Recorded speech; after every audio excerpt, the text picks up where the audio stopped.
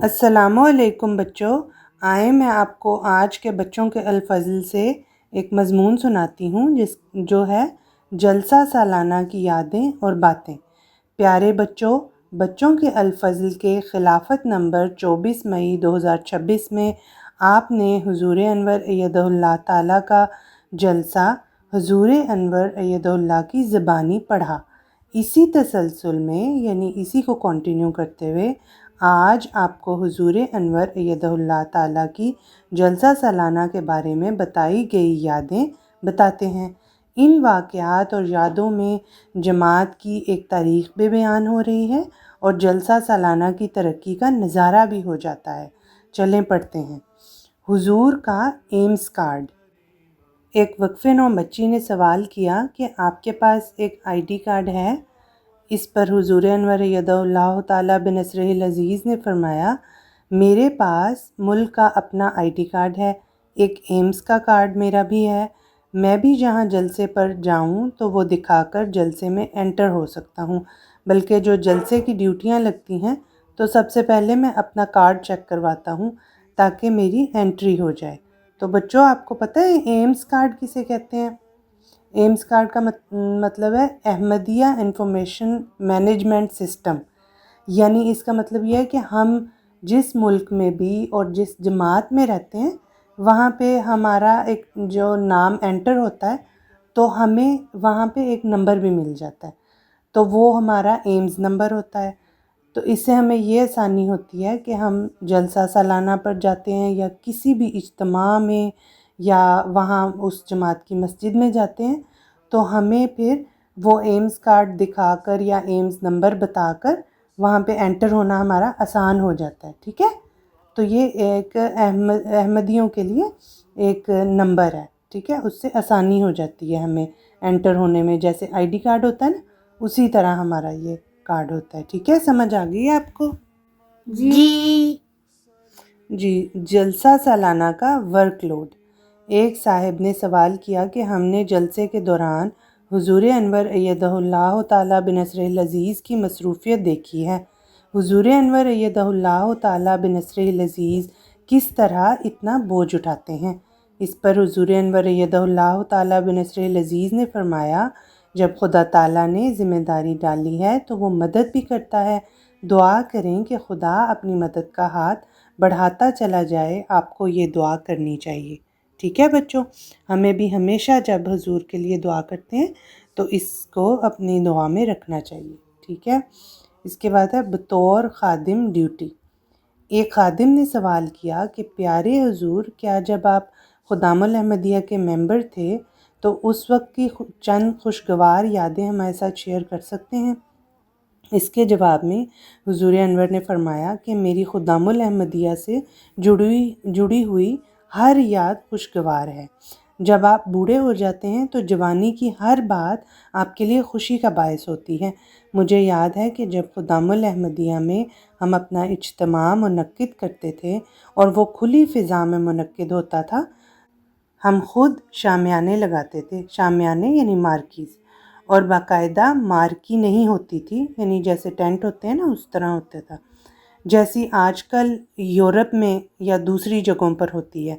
हम अपनी बेडशीट से टेंट बनाते थे और जब बारिश हो जाती थी तो कतरे अंदर भी आ जाते थे क्योंकि वो वाटर प्रूफ नहीं थे। तो हम इन दिनों में बहुत खुशी महसूस करते थे और कैंपिंग का भी मज़ा लेते थे। 3 दिनों तक हम इस कैंप में रहते थे। सारी जगह की एक बाड़ लगाकर हदबंदी कर दी जाती थी और एक खुले मैदान में ये सारा आर्जी इंतज़ाम होता था। फिर जलसा या इज्तिमा की मार्की भी वहीं लगती थी, वो भी वाटर प्रूफ नहीं होती थी जैसी यहाँ होती है, और अगर बारिश हो जाती थी तो हम पूरी तरह भीग जाते थे। तो इस तरह हम अपने दिनों में मज़ा करते थे। फिर वहीं खाना पकता था और हम बाल्टी में अपना खाना लाते थे। एक टेंट में 10 अफराद ठहर सकते थे। तो ये वो दिन हैं जो मुझे याद हैं और जिनको याद करके मुझे खुशी महसूस होती है। तो बच्चों, आपने देखा कि हुजूर ने अपनी कितनी प्यारी जलसे की यादें बताई हैं कि उस वक्त इस तरह की सहूलियात भी नहीं होती थी, लेकिन फिर भी उसमें मज़ा आता था कि मिलकर उसका काम करते थे जलसे का, اور اس میں مزہ آتا تھا، خوشی محسوس ہوتی تھی۔ اس کے بعد ہے روا کے مکین مہمانوں کی ایک بہت بڑی تعداد کو اپنے گھروں میں سمو لیتے تھے۔ حضور انور نے فرمایا کہ UK کا جلسہ سالانہ ایسا جلسہ ہے جہاں جلسے کے عارضی انتظامات کر کے چند دنوں کے لیے ایک عارضی شہر ہی بنا دیا جاتا ہے۔ پاکستان میں جلسے ہوتے تھے تو وہاں بھی لنگر خانوں کا ایک مستقل انتظام تھا، کئی لنگر خانے تھے، اسی طرح رہائش گاہیں بھی کافی حد تک مستقل ہو گئی تھیں۔ اس سے پہلے جب اسکول اور کالج جماعت کے تھے تو وہاں رہائش گاہ ہوتی تھی، لیکن جب حکومت نے لے لیے تو پھر دوسری رہائش گاہیں بن گئیں۔ گو بہت زیادہ تعداد ہونے کی وجہ سے عارضی رہائش گاہیں خیمے لگا کر بھی بنائی جاتی تھیں۔ اس کے علاوہ روا کے مکین مہمانوں کی ایک بہت بڑی تعداد کو اپنے گھروں میں سمو لیتے تھے، یعنی اپنے گھروں میں جگہ دیتے تھے۔ وہ جس جگہ پر ہوتے تھے ان کا کھانا وہاں وغیرہ لنگر خانوں سے آتا تھا۔ بہرحال روا کے جلسے کے بعض مستقل انتظامات بھی تھے اور ایک لمبے تجربے سے علاوہ مستقل انتظامی ڈھانچے کے روا کے مکین بھی انتظامات کے ماہر ہو چکے تھے۔ اللہ کرے کہ ان کی یہ رونقیں اور یہ تربیتی ماحول اور یہ خدمت کے جذبے ان کی زندگی کا دوبارہ حصہ بن جائیں، آمین۔ اسی طرح اب قادیان میں بھی بہت سے مستقل انتظامات ہو چکے ہیں۔ عارضی طور پر اب زیادہ جلسہ گاہ کے انتظامات ہی ہیں، جلسہ گاہ ہی ہے جو زیادہ انتظامات چاہتی ہے۔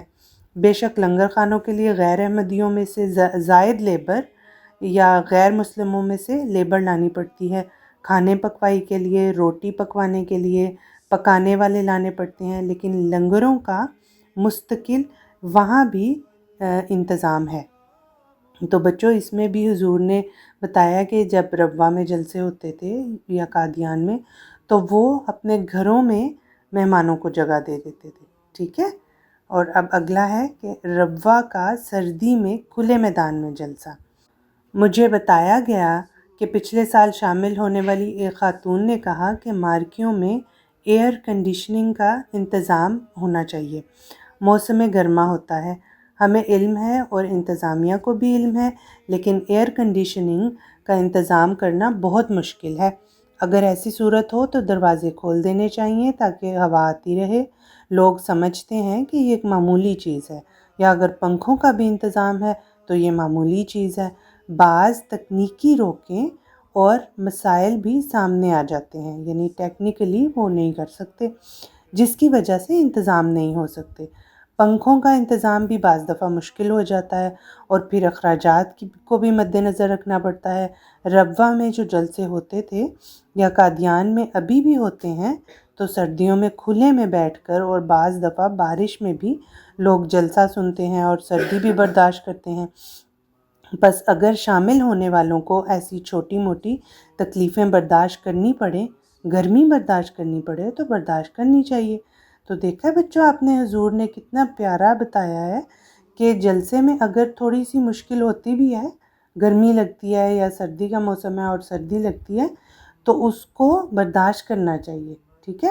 پہلے تو جلسے حضور نے بتایا ہے کہ اس میں پنکھے بھی نہیں ہوتے تھے بعض دفعہ، تو اسی طرح گرمی میں لوگ سنتے تھے اور برداشت کرتے تھے۔ آگے ہے روا کے مکینوں کی قربانیاں۔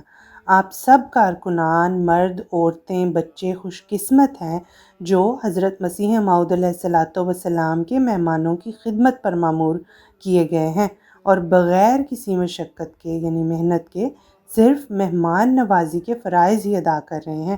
کوئی مالی بوجھ نہیں پڑ رہا یا کسی اور قسم کی قربانی نہیں دینی پڑ رہی۔ روا میں جب جلسہ سالانہ ہوتا تھا تو وہ روا کے مکین اپنے گھروں کے آرام کو مہمانوں کے آرام کی خاطر قربان کر دیا کرتے تھے، جماعت کو اپنے گھر پیش کر دیتے تھے کہ ان کے مہمان اس میں ٹھہرائے جائیں گے۔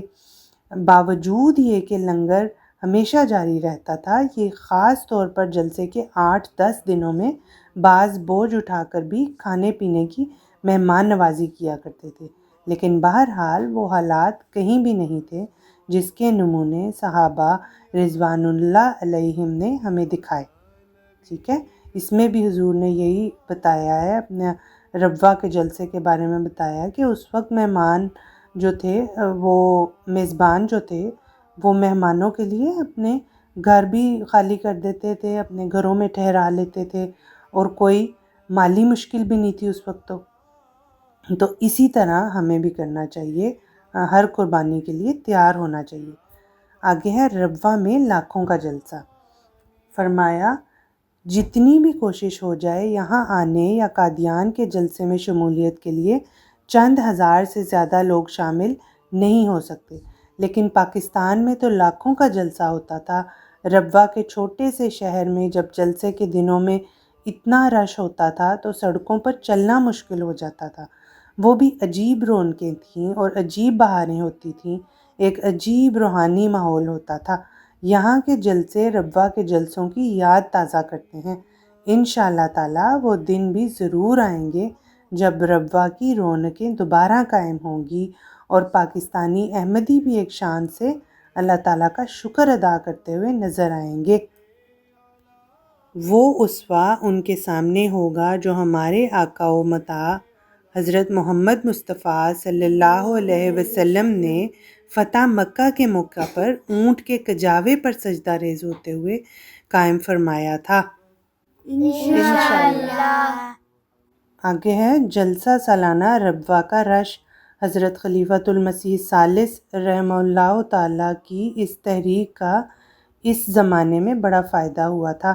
مجھے بھی یاد ہے میں اس زمانے میں فیصل آباد میں پڑھتا تھا۔ اس تحریک کی وجہ سے مجھے سائیکل سفر کی عادت پڑ چکی تھی۔ تو یہ حضور تحریک کا ذکر فرما رہے ہیں، حضرت خلیفۃ المسیح ثالث نے رحمہ اللہ تعالیٰ نے سائیکل چلانے کی تحریک کی تھی، ٹھیک ہے؟ تو حضور فرما رہے ہیں کہ اس تحریک کی وجہ سے مجھے سائیکل سفر کی عادت پڑ چکی تھی۔ تو جلسے کے بعد ایک دفعہ فیصل آباد جانے کے لیے میں بس کے اڈے پہ آیا تو ان دنوں میں بہت رش ہوتا تھا جلسے کے دنوں میں۔ جنہوں نے ربوہ کا جلسہ دیکھا ہوا ہے ان کو پتہ ہوگا۔ میرے ساتھ میرے ایک عزیز بھی تھے، تو آدھا گھنٹہ انتظار کے بعد میں نے کہا چلو بہتر یہ ہے کہ سائیکل پہ چلتے ہیں۔ ہم دونوں گھر آئے، وہاں سے سائیکل لیا اور سائیکل پہ بیٹھ کے آرام سے فیصل آباد پہنچ گئے۔ اگلے دن میرا پیپر تھا یا جو بھی ایمرجنسی تھی، تو اگر ہمیں پہلے عادت نہ ہوتی تو شاید 6 گھنٹے تک بس کے انتظار میں کھڑے رہنا پڑتا۔ تو بڑا فائدہ ہو جاتا ہے سائیکل سواری کا۔ تو بچوں اس میں حضور یہ بتا رہے ہیں کہ جلسے میں اتنا رش ہوتا تھا کہ بس سٹاپ پر بھی جگہ ہی نہیں ملتی تھی بس میں، ٹھیک ہے؟ اس کے بعد ہے کیچڑ پر سجدہ۔ ایک انٹرویو میں عامر سفیر صاحب نے دریافت کیا کہ پیارے حضور، آپ نے خطاب میں فرمایا کہ ایک دفعہ حضور کو کسی جلسے کے موقع پر اپنے چہرہ مبارک سے مٹی یا کیچڑ صاف کرنا پڑا تھا، کیا حضور انور وہ واقعہ بیان فرما سکتے ہیں؟ حضور انور ایدہ اللہ تعالیٰ بنصرہ العزیز نے فرمایا کہ یہ 1988 کی بات ہے، جبکہ میں محتمم مجالس بیرون تھا اور تمام دنیا میں صرف ایک صدر خدام الانبیاء ہوا کرتے تھے اور ہر ملک میں نیشنل قائد ہوتا تھا۔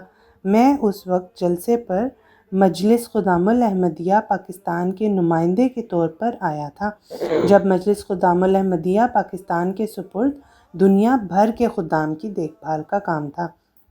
یہ واقعہ حضور انور نے خطبہ جمعہ میں یوں بیان فرمایا تھا: موسم کی خرابی کو عذر نہ بنائیں۔ موسم کی خرابی کی بات ہوئی ہے تو شاملین کو یاد رکھنا چاہیے کہ ربوہ یا قادیان میں سردیوں کے دنوں میں کھلے میں جلسے منعقد ہوتے تھے، یعنی کوئی ٹینٹ وغیرہ نہیں ہوتا تھا۔ ربوہ میں تو اب پابندیوں کی وجہ سے نہیں ہوتے، سالوں سے نہیں ہوئے، لیکن ہوا کرتے تھے، اور جب سردیوں میں جلسہ ہوتا تھا تو پھر لوگ بارش کی صورت میں بھی آرام سے بیٹھ کر کسی نہ کسی ذریعے سے اپنے آپ کو ڈھانک کر جلسہ سنتے تھے۔ یہاں جب اسلام آباد میں جلسے ہوتے تھے تو بارش کی وجہ سے جلسہ گاہ کی مارکی کے باوجود بھی بہت برا حال ہو جاتا تھا۔ نیچے بیٹھنے کے لیے صرف گھاس رکھا جاتا تھا، نیچے باقاعدہ کوئی فرش نہیں بنایا جاتا تھا جس طرح اب لکڑی کا بنایا جاتا ہے۔ مجھے یاد ہے کہ ایک جلسے میں شامل ہوا تو بارش کی وجہ سے جلسہ گاہ کے اندر بھی کچھ حصے میں پانی آ گیا اور زمین گیلی ہو گئی۔ کناروں پر تو پانی کھڑا تھا اور جو لوگ کناروں پہ کھڑے ہو کے نماز پڑھتے تھے ان کے گھٹنے اور ماتھے پانی میں ہوتے تھے یا کیچڑ میں ہوتے تھے۔ خود میرے ساتھ بھی اسی طرح ہوا، اور سجدے سے سر اٹھا کر پہلے ماتھا صاف کرنا پڑتا تھا کہ آنکھوں میں پانی یا کیچڑ نہ آ جائے، یا گھاس پھوس لگا ہوتا تھا۔ لیکن سب لوگ میں نے دیکھا ہے کہ ایک جذبے سے جلسے میں شامل ہوتے تھے۔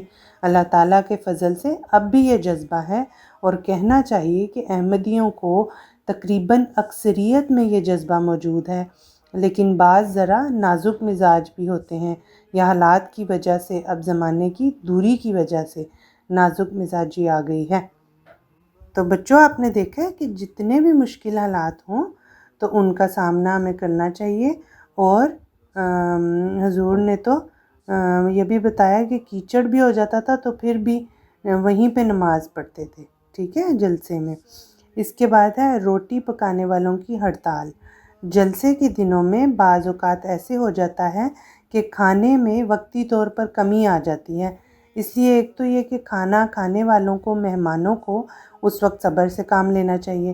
ویسے تو اللہ تعالیٰ کا فضل ہے، عموماً جلسے کے دنوں میں اگر کھانے میں وقتی کمی آ جائے، بعض دفعہ اگر سالن ہو بھی تو روٹی میں کمی آ جاتی ہے، تو وہ بہت تھوڑے وقت کے لیے ہوتی ہے، اور اللہ تعالیٰ انتظام فرما دیتا ہے، جلدی اصلاح بھی ہو جاتی ہے۔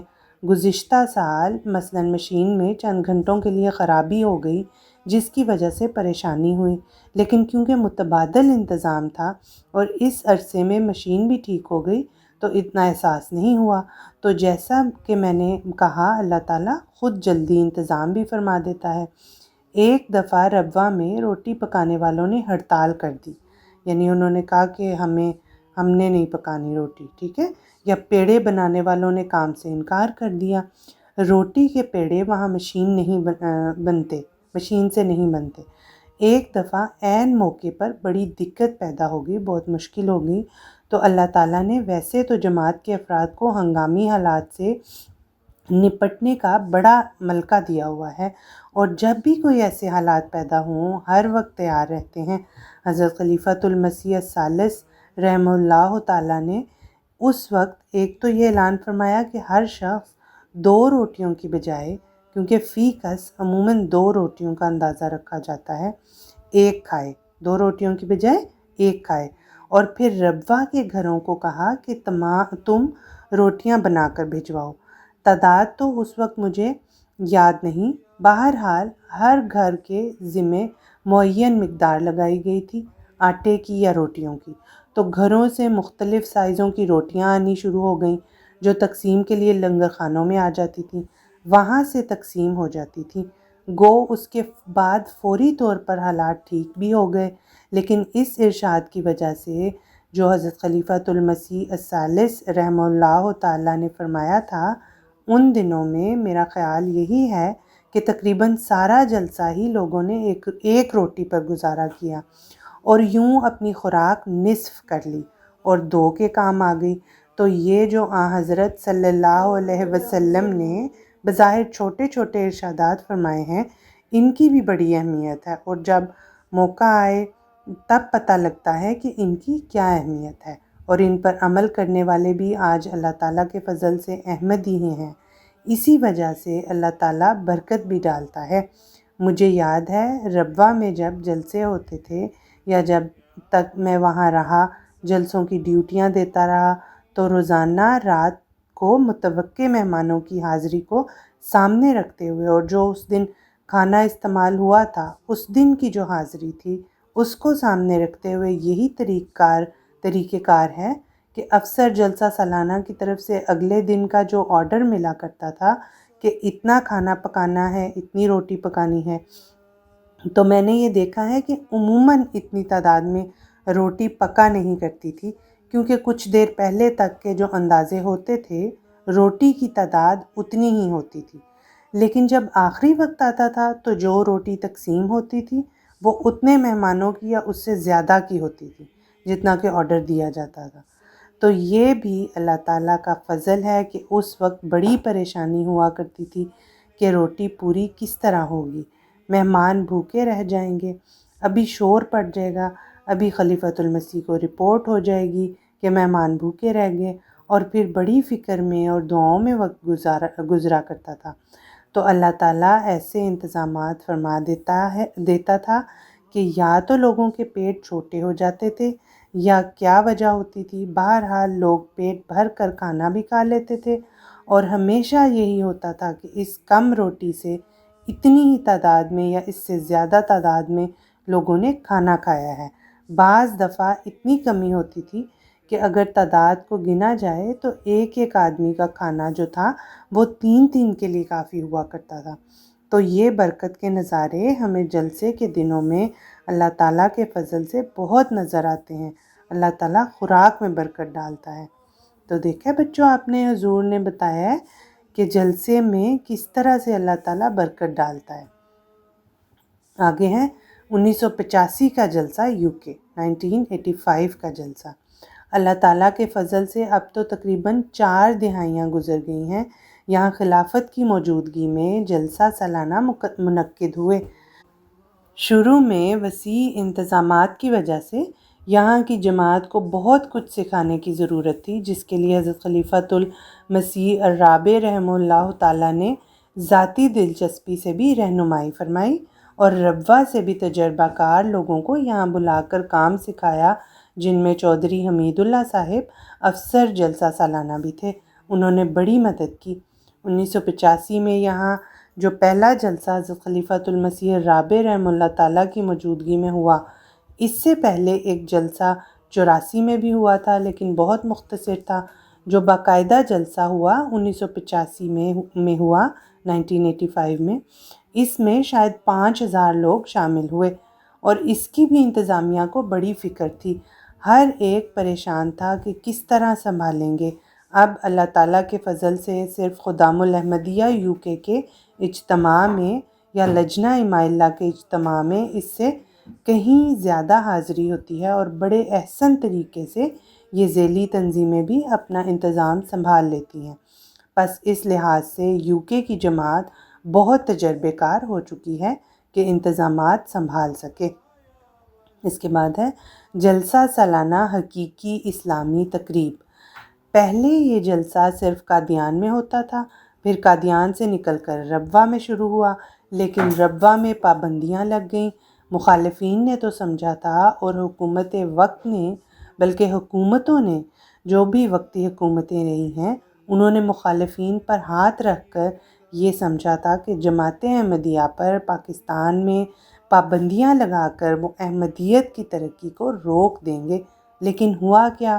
جیسا کہ ابھی میں نے بتایا ہے کہ آج ان دنوں میں دنیا کے کئی ممالک میں جلسے ہو رہے ہیں، اور دوران سال اپنی اپنی سہولت اور حالات کے مطابق دنیا کے تقریباً تمام ان ممالک میں جلسے ہوتے ہیں جہاں جماعت احمدیہ قائم ہے۔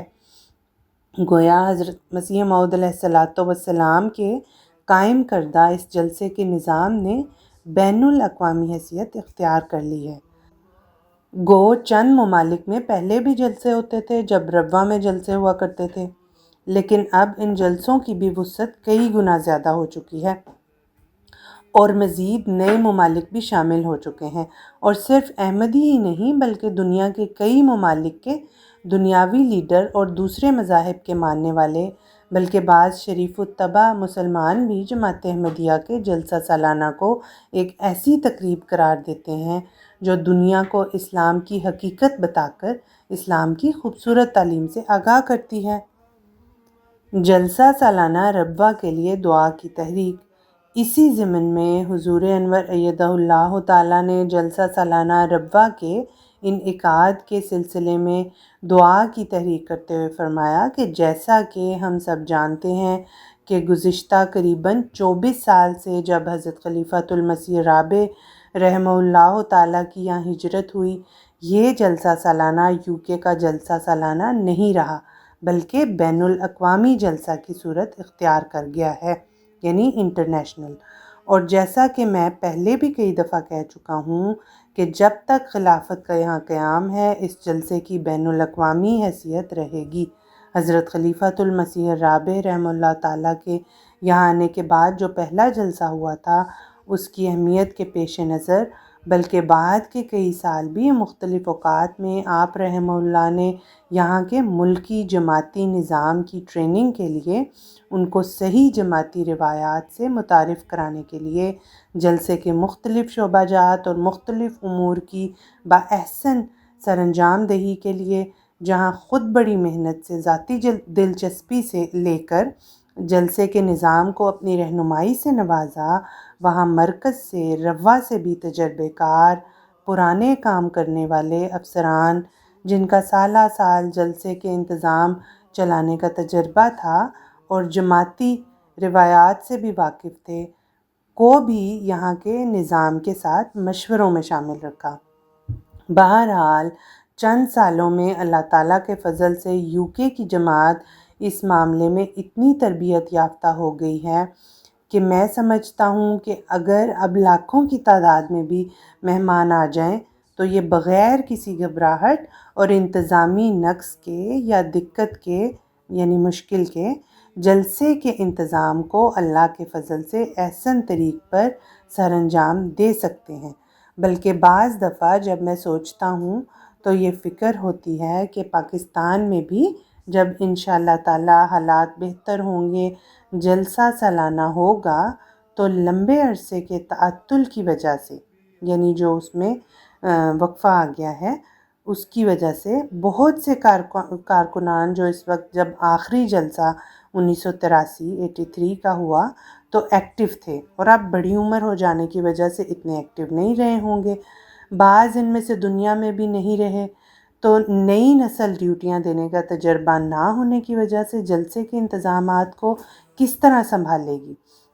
لیکن پھر اللہ تعالیٰ کا جو حضرت مسیح موعود علیہ الصلوۃ والسلام کی جماعت سے سلوک ہے، اسے دیکھ کر اور احمدیوں کی فدائیت اور ایمان کے جذبے کو دیکھ کر تسلی ہوتی ہے کہ انشاءاللہ اللہ تعالیٰ خود ہی ان فکروں کو دور کرنے کے سامان پیدا فرمائے گا۔